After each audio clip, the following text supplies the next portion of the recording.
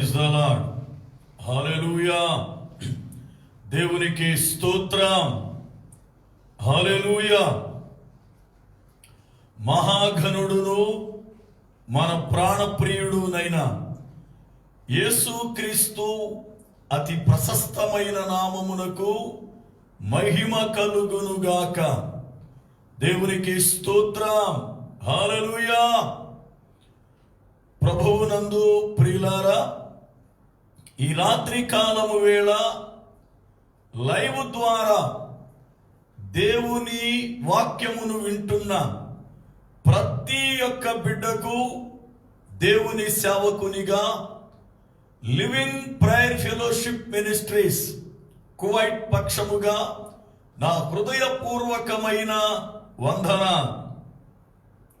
దేవుని మహా ఉచితమైన కృపలో ప్రతి రాత్రి దేవుని వాక్యాన్ని వినే భాగ్యాన్ని ప్రభువు మనకు అనుగ్రహించాడు. ప్రతిదినం ఆయన వాక్యము వింటూ ఆధ్యాత్మికముగా ఎదగడానికి, ప్రభువులో బలపరచబడడానికి, దేవుని రాకడకు సిద్ధపరచబడడానికి ప్రభువు ఎంతో సహాయాన్ని అందిస్తూ ఉన్నారు. వాస్తవముగా ఈ కరోనా వైరస్ ప్రభావాన్ని బట్టి ప్రపంచమంతయు కూడా లాక్డౌన్ ప్రకటించబడిన, దేవుని వాక్యం ప్రకటించడానికి దేవుడు శ్రేష్టమైనటువంటి మార్గాన్ని సిద్ధపరిచాడు. నిజముగా ఈ లాక్డౌన్ ప్రకటించిన దగ్గర నుండి ప్రతి దినము సంఘ బిడ్డలైనటువంటి వారు కానీ, ఇతర సంఘాలకు చెందిన వారు కానీ, ఆయా స్థలాలలో దేవుని వాక్యము కొరకై ఆశ కలిగిన వారు కానీ, వాక్యం వినడానికి దేవుడు ఎంతో కృప చూపాడు. నిజముగా ఈ లాక్డౌన్ ఆధ్యాత్మికముగా ఎదిగే బిడ్డలకు ఎంతో మేలు చేసింది. లేకపోతే ఏదో ఆరాధనల సమయములోనే వాక్యం ప్రకటించబడేది, అక్కడ నుండి ఏవో సువార్త సభలు అని లేక వేరే కార్యక్రమాల ద్వారానే వాక్యం వినేవారం. కానీ ఇప్పుడు ప్రతిదినం కొంత సమయాన్ని దేవుని యొద్ద గడపడానికి ప్రభు కృపనిస్తున్నాడు. మనం దేవునికి ఎంతైనా రుణస్థులమై ఉన్నాం. దేవునికి స్తోత్రం. హల్లెలూయా. ప్రియులారా, ఈ యొక్క వైరస్ ప్రభావం అనేది ఎంతకాలం ఉంటుందో తెలియదు. ఎందుకంటే ఇంకా దానికి సంబంధించినటువంటి మందులు విడుదల చేయబడలేదు. అందును బట్టి ఎవరికి వారే జాగ్రత్తగా మెసులుకోవడం మంచిది. బయటకు వెళ్ళినప్పుడు కానీ, సంఘములో ఉన్నప్పుడు కానీ, లేక ఉద్యోగరీత్యా కానీ, వారు ఎక్కడెక్కడ ఉన్నా ఇతరుల నుండి వారు హాని పొందకుండు నిమిత్తం, వారి ద్వారా ఇతరులకు హాని కలగకుండు నిమిత్తం మాస్క్ వాడడం, అలాగనే చేతులను శుభ్రపరచుకోవడం, ఇవన్నీ కూడా చాలా ముఖ్యం. ఎందుకంటే మనము వింటూ ఉన్నాము, కన్నులారా చూస్తూ ఉన్నాం. ఈ యొక్క సంవత్సరములో ముఖ్యముగా ఈ వైరస్ ప్రభావం ప్రారంభమైన దగ్గర నుండి నేటి వరకు ఎంతమంది గొప్ప గొప్పవారు, దైవజనులు కానీ, విశ్వాసులు కానీ, క్రైస్తవేత్తరులు కానీ ఎంతో మంది మరణించిన వారిని గూర్చి మనం వింటూ ఉన్నాం. కనుక మన యొక్క ఆధ్యాత్మిక జీవితాన్ని కాపాడుకుంటూ, శారీరక జీవితాన్ని కూడా భద్రం చేసుకుంటూ మన జీవితాన్ని కొనసాగించడం చాలా ముఖ్యం. దేవునికి స్తోత్రం. గత రాత్రి వేళ పరిశుద్ధ గ్రంథములో నుండి నాయీను అనే గ్రామములో యేసు ప్రభువారు విధవరాలి మీద కనికెరపడినట్లుగా మనము ధ్యానిస్తున్నాం. అయితే ఆయన ఎవరెవరి మీద కనికెరపడ్డాడో, ఆయన కనికరము పొందుకున్న వారి జీవితాలలో ఏ కార్యాలు జరిగాయో 4 విషయాలు నేర్చుకుందాం అని ప్రారంభించాం. కానీ సమయ అనుకూలతను బట్టి 2 విషయాలను ధ్యానం చేశాం. తిరిగి ఈ రాత్రి మిగిలిన ఆ 2 విషయాలను నేర్చుకుందాం. చూడండి, వాక్య గ్రంథాన్ని చదువుకుందాం. దేవుని వాక్యాన్ని వింటున్న మనము దేవుని వాక్యం మీద మనసు పెట్టి చక్కగా వాక్యాన్ని వినాలి. అలాగునే ఒకవేళ లైవ్ ద్వారా వినడానికి అవకాశము లేని బిడ్డలు యూట్యూబ్లో ఇవి తిరిగి ప్రసరించబడతాయి. LPF మినిస్ట్రీస్ కువైట్ అని మీరు యూట్యూబ్ సబ్స్క్రైబ్ చేసుకుంటే తప్పనిసరిగా దానిలో కూడా సహవాసము ద్వారా వెలువడే ప్రతి ఒక్క వర్తమానాన్ని ఆరాధనల సమయాలలో గాని లేక ఇలాగున ప్రతిరోజు అందించబడుతున్న వర్తమానాలు గాని మీరు వినవచ్చు. వాక్యాన్ని చదువుకుందాం. లూకా సువార్త 7వ అధ్యాయము 13వ వచనం. ప్రభువు ఆమెను చూచి ఆమె యందు కనికరపడి ఏడవవద్దని ఆమెతో చెప్పి దగ్గరకు వచ్చి పాడెను ముట్టగా మోయుచున్నవారు నిలిచిరి. ప్రార్థన చేసుకుందాం. కనికర సంపన్నుడు అయిన పరమ తండ్రి, నీ పాదములకై వందనాలు స్తోత్రాలు చెల్లిస్తూ ఉన్నా. మీ అత్యంతమైన కృపను బట్టి ప్రభువా, ఈ రాత్రి కాలము వేళ నీ వాక్యమును ధ్యానిస్తుండగా దైవజనునిగా నన్ను మరుగుపరచి వాక్యము వింటున్న ప్రతి బిడ్డను దర్శించి మీరు మాట్లాడి మహిమ పొందుమని, ప్రతి ఒక్క విషయములో కూడా నీ సహాయము అనుగ్రహించుమని యేసు క్రీస్తు శ్రేష్టమైన నామమున ప్రార్థిస్తున్నాను పరమ తండ్రి, ఆమేన్. దేవునికి స్తోత్రం. హల్లెలూయా. ప్రభువునందు ప్రియులారా, వాక్యము వింటున్న మీకు మరొకసారి దైవజనునిగా నా హృదయపూర్వకమైన వందన. పరిశుద్ధ గ్రంథములో నాయీను అనేటువంటి గ్రామములో కుమారుడు చనిపోయినటువంటి ఆ తల్లి దుఃఖపడుతూ ఉండగా, ఏడుస్తూ ఉండగా, దుఃఖాక్రాంతురాలుగా ఉన్న ఆ తల్లిని ప్రభువు చూచి ఆమె పైన కనికరపడ్డాడు. అంటే దేవుడు దుఃఖితులను చూస్తూ ఉన్నాడు అని, గుండె చెదరిన వారిని ఆయన చూస్తూ ఉన్నాడని, ఏ కుటుంబములో రోదన ఉందో, ఏ కుటుంబములో దుఃఖముందో, ఏ కుటుంబములో విచారము ఉందో, ఏ బిడ్డ కృంగిపోయి ఉన్నారో వారిని ప్రభువు చూస్తూ ఉన్నారు. చూచిన ఆయన విడిచిపెట్టలేదు గాని, చూచిన ఆయన వారిని ఓదార్చడానికి, వారికి సహాయపడడానికి వారి పైన కనికరపడుతూ ఉన్నాడు.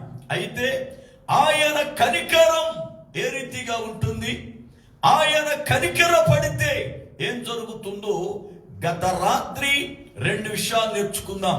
ఒకటి, కుష్ఠరోగి పైన కనికర పడితే ప్రభు యొక్క కనికరం కుష్ఠరోగిని శుద్ధుణ్ణి చేసింది అని, కాపరు లేని వారి మీద కనికర పడితే వారి కొరకై ప్రభువు కాపరులను సిద్ధపరుస్తున్నాడని నేర్చుకున్నాం. ఈ రాత్రి 3వది, ఆయన ఎవరిని కనికరిస్తూ ఉన్నాడు, ఆయన కనికరం ఎవరిపైన ఉంది?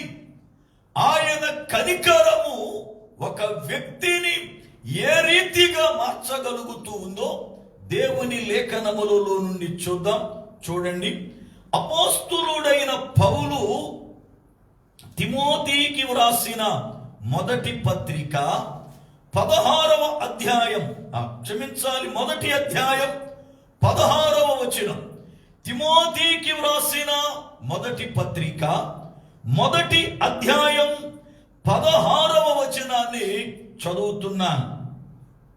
అయినను నిత్య జీవము నిమిత్తం తనను విశ్వసింపబోవు వారికి నేను మాదిరిగా ఉండులాగున యేసుక్రీస్తు తన పూర్ణమైన దీర్ఘశాంతమును ఆ ప్రధాన పాపి అయిన నాయందు కనపరచునట్లు నేను కనికరింపబడితిని. అపోస్తులుడైన పౌలు తన ఆత్మీయ కుమారుడైన తిమోతితో మాట్లాడుతూ ఆయన సాక్ష్యాన్ని పంచుకుంటున్నాడు. ఏమని? 12వ వచనం, పూర్వము దూషకుడను హింసకుడను హానికరుడనైన నన్ను తన పరిచర్యకు నియమించి నమ్మకమైన వానిగా ఎంచినందుకు నన్ను బలపరచిన మన ప్రభు అయిన యేసుక్రీస్తుకు కృతజ్ఞుడనై ఉన్నాను. తెలియక అవిశ్వాసము వలన చేసి తిని గనుక కనికరింపబడి తిని. ప్రియులారా, దేవుని లేఖనం మాట్లాడుతున్నటువంటి శ్రేష్టమైన మాట. పౌలు భక్తుడు తాను ఎలా సేవకుడయ్యాడో, ఎలా సేవకుడిగా మార్చబడ్డాడో తన ఆత్మీయ అనుభవాన్ని పులారా బట్టి ఆయన మాట్లాడుతూ అంటాడు, నేను పాపులలో ప్రధాన పాపిని, నేను పాపులలోనే ప్రథముడను. నిజముగా పౌలు భక్తుడు తనని తాను ఎంతగా తగ్గించుకుంటా ఉన్నాడు, తనని తాను ఎంతగా ప్రియులారా విధేయుడుగా మార్చుకుంటున్నాడు. గమనించండి, సామాన్యముగా మనల్ని ఎవరైనా నువ్వు పాపివి అంటే ఊరుకో కదా. ఎవరైనా మన తప్పుని ఎత్తి చూపిస్తే మనకు నచ్చదు. ఎవరైనా మన బలహీనతలను గూర్చి మాట్లాడితే మనం ఒప్పుకోం. కానీ పౌలంటాడు, నేను పాపులలోనే ప్రధాన పాపిని. కారణం ఏమిటి? వాక్యమునందు ఏ భేదము లేదు, అందరూ పాపము చేసి దేవుడు అనుగ్రహించు మహిమను పొందలేకపోతున్నారు అని పౌలు భక్తుని ద్వారా రోమాపత్రిక 3వ అధ్యాయం 23వ వచనమునందు పరిశుద్ధాత్మ దేవుడు బయలుపరిచాడు. అనగా భూమి మీద జన్మించిన ప్రతి వ్యక్తి ఆది తల్లి తండ్రులైన ఆదామును అవ్వను బట్టి పాపపు యొక్క బీజముతోనే జన్మిస్తున్నారు.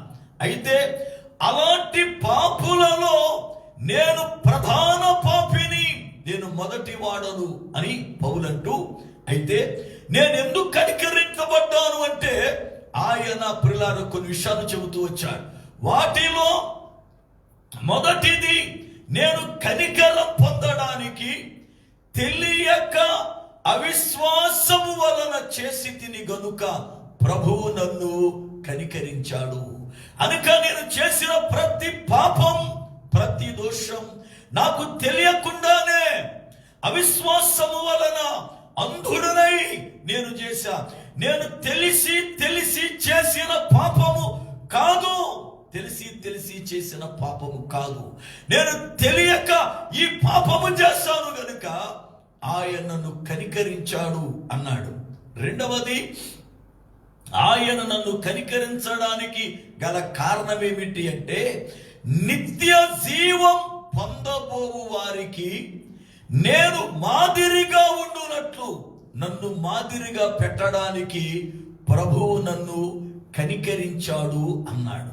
అంటే అర్థం ఏమిటి అనగా, ఎవరైనా నిత్య జీవం పొందాలి అంటే చాలాసార్లు మాకు రక్షణ దొరుకుతుందా, మాలాంటి పాపిని కూడా ప్రభువు క్షమిస్తాడా అని చాలాసార్లు హృదయములో నొచ్చుకునేవారు ఉంటారు. ఒక పర్యాయము కిషన్ సింగ్ అనే దైవజనుని బందిపోటులు పట్టుకున్నారు.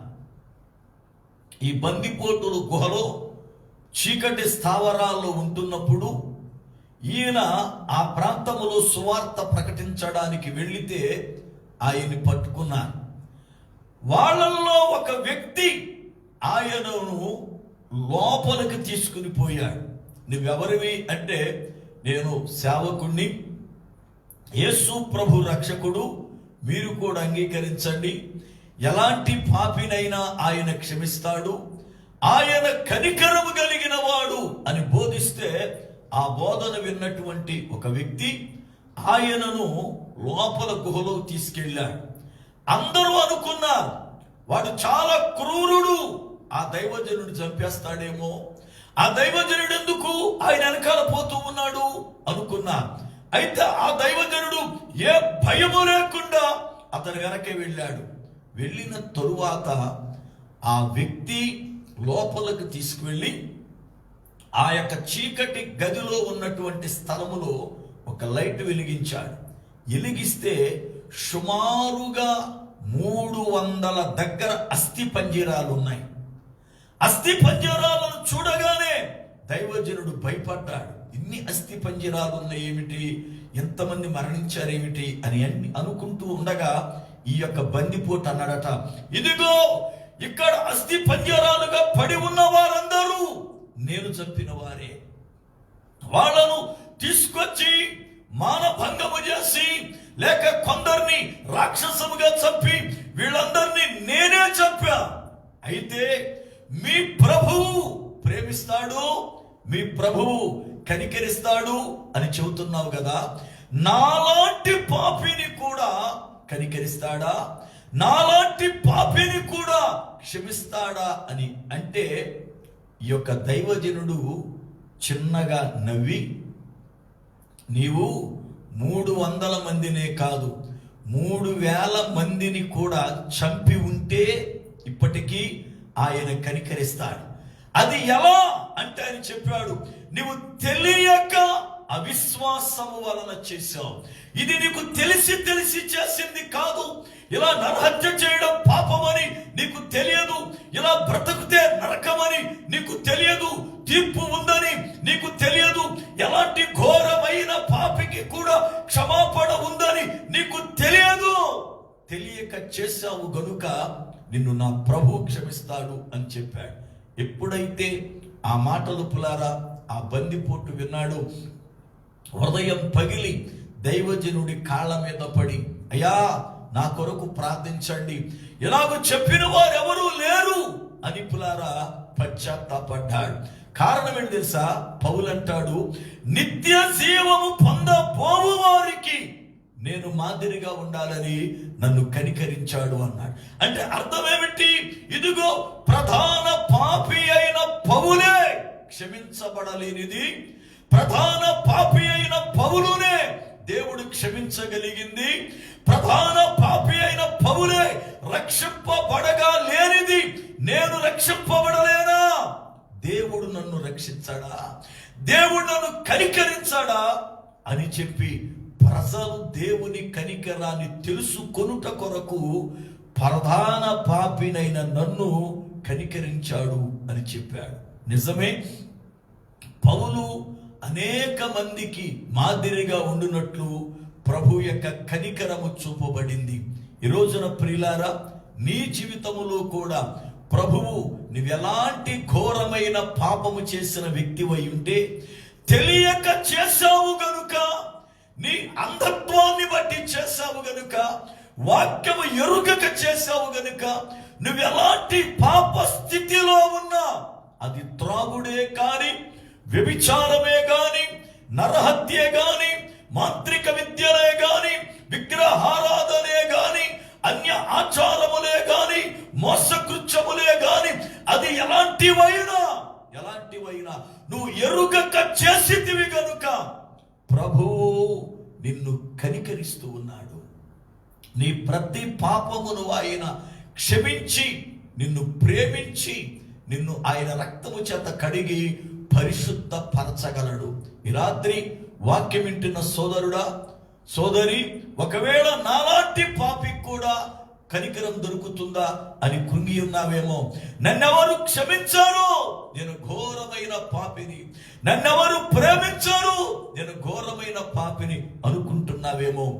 ఎంత ఘోరమైన పాపికైనా యేసుక్రీస్తు ప్రభువారి దగ్గర క్షమాపణ ఉంది. కారణం ఆయన పాపులను రక్షించడానికి తనని తాను రిక్తునిగా చేసుకొని లోకానికి వచ్చిన లోక రక్షకుడు. కనుక యేసు ప్రభువారు కనికరము చూపే దేవుడు. పౌలు కనికరించబడి ఆయన రక్షించబడ్డాడు. ఈ రోజున దేవుని కనికరము ఒక పాపిని రక్షిస్తుంది, అనగా ఒక పాపిని పవిత్రుడుగా మారుస్తుంది. ఒక పాపి పవిత్రుడుగా మార్చబడాలి అంటే దేవుని కనికరము పొందాలి. దేవుని కనికరము పొందాలి అంటే ఆ వ్యక్తి దేవుని పాదాల యొద్దకు రావాలి, దేవుని వాక్యమును వినాలి, ఆ దేవునిని గూర్చి వారు తెలుసుకోవాలి. అప్పుడు పులార దేవుని కనికరాన్ని వారు పొందగలరు. ఇక 4వ మాట చెప్పి ఈరోజు వాక్య భాగాన్ని మనం ముగించుకుందాం.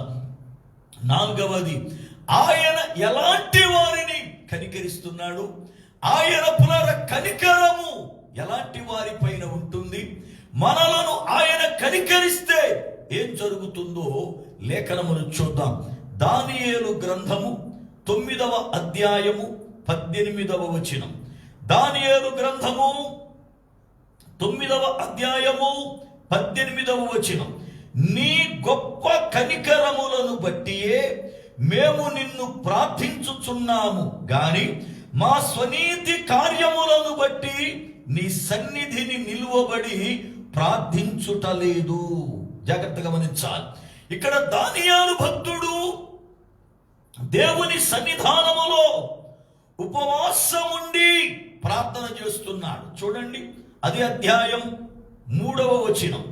అంతట నేను గోనె పట్టా కట్టుకొని ధూళి తలపైన వేసుకొని ఉపవాసం ఉండి ప్రార్థన విజ్ఞాపనలు చేయుటకై ప్రభువకు దేవుని ఎదుట నా మనసును నిబ్బరము చేసుకొంటిని.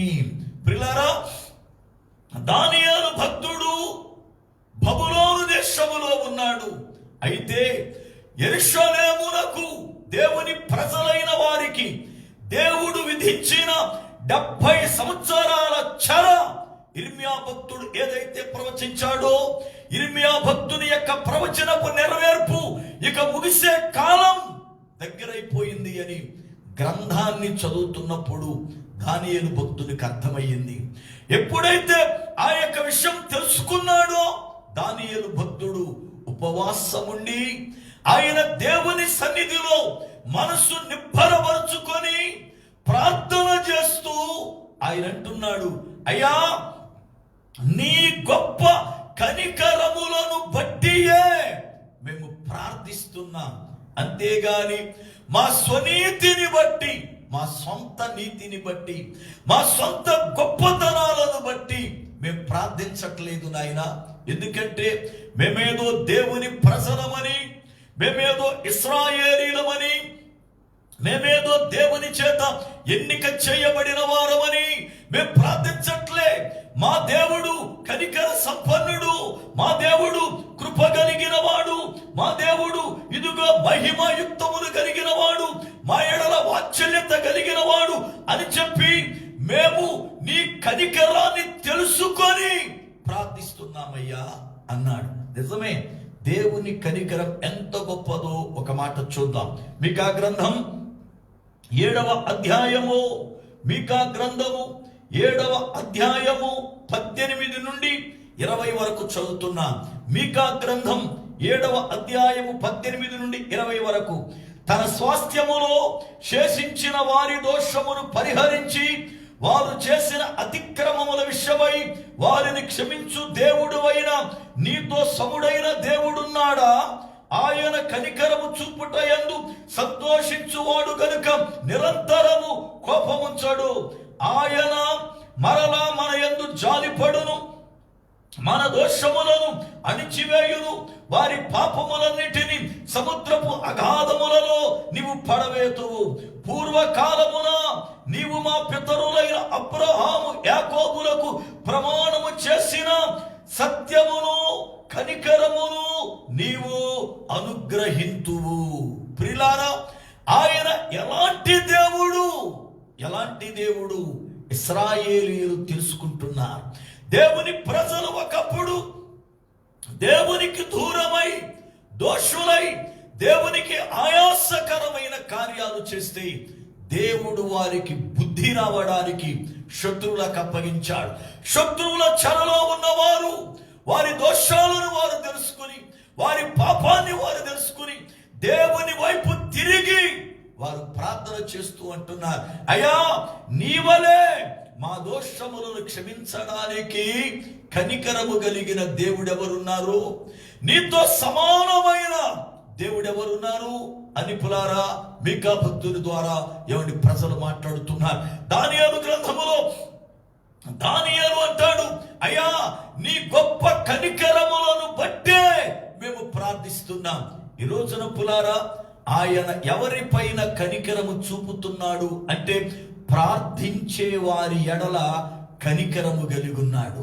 సోదరుడా, సోదరి, నువ్వు ఎవరివైనా కానీ, ఏ డినామినేషన్కు చెందినా కానీ, ఏ ప్రాంతానికి చెందినా కానీ, నువ్వు ఎలాంటి ఘోరమైన పాపివైనా కానీ, ఎలాంటి బంధకములలో ఉన్న వ్యక్తివైనా కానీ, ప్రభువు నాకు సహాయము చేయగలడు, ప్రభువు నా మొర్ర వినగలడు, ప్రభువు నా ఎడల కృప చూపగలడు అని చెప్పి నీవు నీ గర్వాన్ని విడిచి, నీ అహమును విడిచి ప్రభువు వైపు తిరిగి విరిగి నలిగిన హృదయముతో నువ్వు ప్రార్థించగలిగితే నువ్వు ఏ వ్యక్తివైనా ఆయన నీ ఎడల కనికరము చూపు దేవుడై ఉన్నాడు. ఈ రాత్రి పిల్లారా, ప్రార్థించే వారి ఎడల ఆయన కనికరము లేకపోతే ఒక్క బిడ్డకు ప్రార్థనకు సమాధానము రాదు, ఒక్క పాపి రక్షణ పొందడు, ఒక్క రోగి స్వస్థత పొందడు, ఒక్క సంఘం దేవుని ఆశీర్వాదాలు పొందలేదు. ఈ రోజున ఒక ప్రధాన పాపి రక్షణ పొందుతున్నాడు అన్న, శాపగ్రస్తమైన జీవితములో ఉన్నవారు ఆశీర్వాదం పొందుతున్నారు అన్న, మరణకరమైన వ్యాధులలో ఉన్నవారు స్వస్థపరచబడుతున్నారు అన్న, దురాత్మల బంధకముల చేత పీడించబడుతున్న వారికి విడుదల కలుగుతుంది అన్న, ఒక సంఘం, ఒక కుటుంబం, ఒక వ్యక్తి వర్ధిల్లుతున్నాడు అన్న, దానికి కారణం ఏంటో తెలుసా? కనికర సంపూర్ణుడైన ఆ కృపగల యేసు ప్రభు ప్రతి బిడ్డ ప్రార్థనను ఆలకిస్తూ ఉన్నాడు. ప్రతి బిడ్డ యొక్క ప్రార్థన ఎడల ఆయన కనికరము కలిగి ఉన్నాడు. ఈ రాత్రి ప్రియ సోదరుడా, ప్రియ సోదరి, నువ్వు ఎవరివైనా కానీ నువ్వు ప్రార్థిస్తే నీ ఎడల ఆయన కనికరము చూపే దేవుడు. కనుక నేను ప్రార్థిస్తే నా ప్రార్థన వింటాడా, నేనే పాటి వాడను, నేనే పాటి దానను అనుకోవద్దు. నువ్వెవరివైనా కానీ విరిగిన హృదయముతో ప్రార్థన చేస్తే ప్రభువు నీకు సహాయము చేయడానికి నీ వైపు ఆయన చూస్తూ ఉన్నాడు. ఆయన కనికరము ఈ రాత్రి లైవ్ ద్వారా వాక్యము వింటున్న ప్రతి బిడ్డ జీవితములో ఉండునుగాక. ఆమేన్. ప్రార్థన చేసుకుందాం. సర్వకృపానిధివగు పరమ తండ్రి, నీ పాదములకై వందనాలు, స్తోత్రాలు ప్రభువా. నీ మహా అత్యంతమైన కృపను బట్టి దేవా, ఈ రాత్రి కాలం వేళ వాక్యము ద్వారా నాతో మాతో ప్రభా మీరు మాట్లాడారు, మీకు స్తోత్రాలు. నిజముగా నీ కనికరము ఎంత గొప్పది, నీ కనికరము ఎంత మంచిది ప్రభా. ప్రధాన పాపిని కనికరించిన దేవుడవు నీవు. ప్రార్థించే వారి ఎడల కనికరము చూపే దేవుడవు. కనుక రాత్రి వాక్యము విన్న ప్రతి బిడ్డను కనికరించండి. వారి కుటుంబాలను ఆయన దీవించండి. వారి కుటుంబాలను ఆశీర్వాదకరముగా మార్చండి. ప్రతి బిడ్డ జీవితములో ఉన్న ప్రతి సమస్య నుండి విడుదల కలిగించి విరాకడ కొరకే సిద్ధపరిచి మీరు మహిమ పొందుమని యేసు శక్తి గల నామమున ప్రార్థిస్తున్నారు పరమ తండ్రి. ఆమేన్. మన పరమ తండ్రి అయిన దేవుని ప్రేమ, ఆయన కుమారుడైన క్రీస్తు యేసు వారి కృప, పరిశుద్ధాత్మ దేవుని యొక్క అన్యోన్య సహవాసము, ఆయన సన్నిధి మనకును సకల పరిశుద్ధులకును సదాకాలము తోడయుండి నడిపించునుగాక. ఆమేన్. ఆమేన్. ప్రభువునందు ప్రియులారా, ఈ రాత్రి కాలము వేళ వాక్యము విన్న ప్రతి బిడ్డకు దైవజనునిగా నా హృదయపూర్వకమైన వందనాలు. దేవుని యొక్క మహాకృపలు తిరిగి రేపు రాత్రి మరలా వాక్య సమయమందు ప్రభు పాదాల యొద్ద కూర్చుని వాక్యాన్ని విందాం. అప్పటి వరకు ప్రభు మనలను తన బలిష్టమైన రెక్కల క్రింద భద్రపరచునుగాక. ఆమేన్. అందరికీ వందనాలు.